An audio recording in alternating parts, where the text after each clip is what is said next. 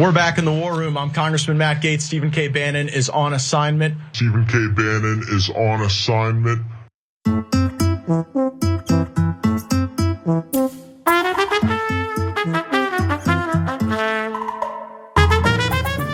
don't you talk to your lawyers? Look at the discovery. Why are you afraid to do time? The discovery. Why are you afraid to do time? You're lying! Big lie! That's all you have for everyone is a big lie! These are the people in You're the Brazil. biggest liar!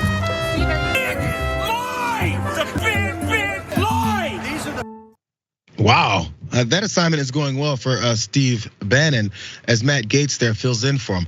People, I guess people go on assignment, I guess. I thought that was an old school news term, but use it in general here. By the way, he's actually there trying to defend himself against the build the wall fraudulent scheme that he pushed when he decided to take that opportunity when former President Trump was in office, fooling more MAGA folks to give him money. He said, I'll take some of that, but he fooled them and put it in his pockets because that's how these things work. So as he's coming up on these charges, he's finding new ways to try and delay it because nothing like the American judicial system that you can easily delay and take forever.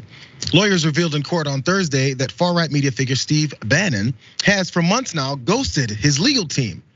A tactic that has managed to slow down the New York case against him for his role in a scammy nationalist nonprofit that falsely promised to build a U.S. Mexico wall, in case you guys forgot about that. So a judge called Bannon for doing this scheme, how slimy it may be. But at the end, he eventually said, well, I guess you got to find new attorneys. And his attorneys were like, yes, is what they said. Attorney John W. Mitchell pleaded to be let go, saying that the way Bannon will only talk to him through a third person is indeed the most awkward situation. And he stressed, we're not providing effective assistance of counsel. Another one of his attorneys, Doug Schoen, he went on CNN to talk about it. He's like, listen, bro, I can't talk to this guy. In fact, I don't even want to because his approach is just off. Let's watch him tell us about that. When was the last time that you and Steve Bannon spoke?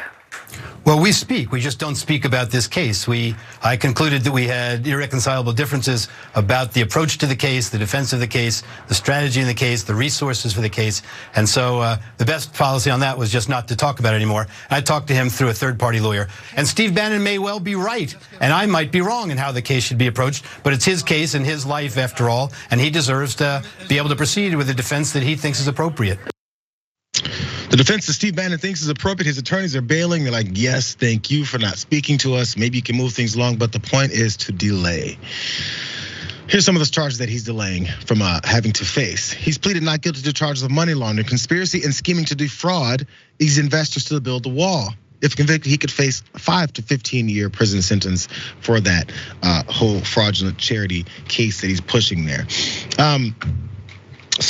Ben, you've maybe had some attorneys in the past. Have you bailed on them or basically said, I'm not talking to you unless I'm talking through a middleman, some kind of ambassador, just so you can leave me the hell alone? I'm being authorized or advised to not answer that question, JR, so I can't answer that. I'm not supposed to answer that directly, but I will say that it's obviously a delay tactic. The guy can't even cover up for it well. Usually lawyers can lie pretty well. The guy's like, oh, I still talk to him all the time, just not about the stuff that would make the case not delayed. Yeah, we're best buds.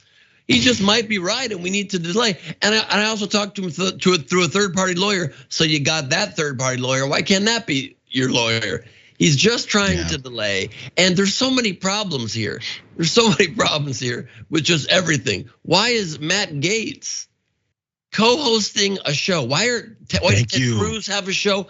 Why are Congress people allowed to host shows now?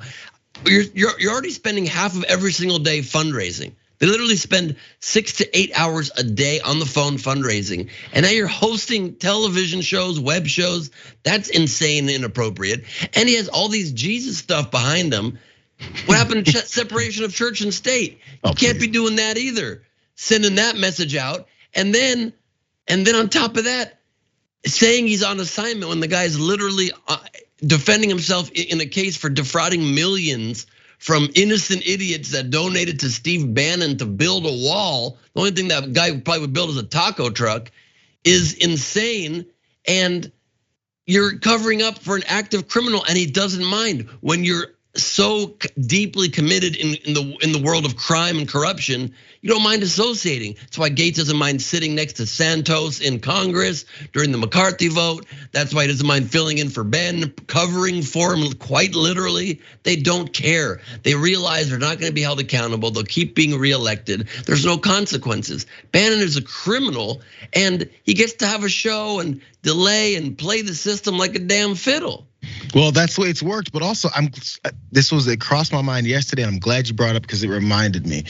These folks, when you see Matt Gaetz over here hosting a show, something that's a lot less important than our elected officials.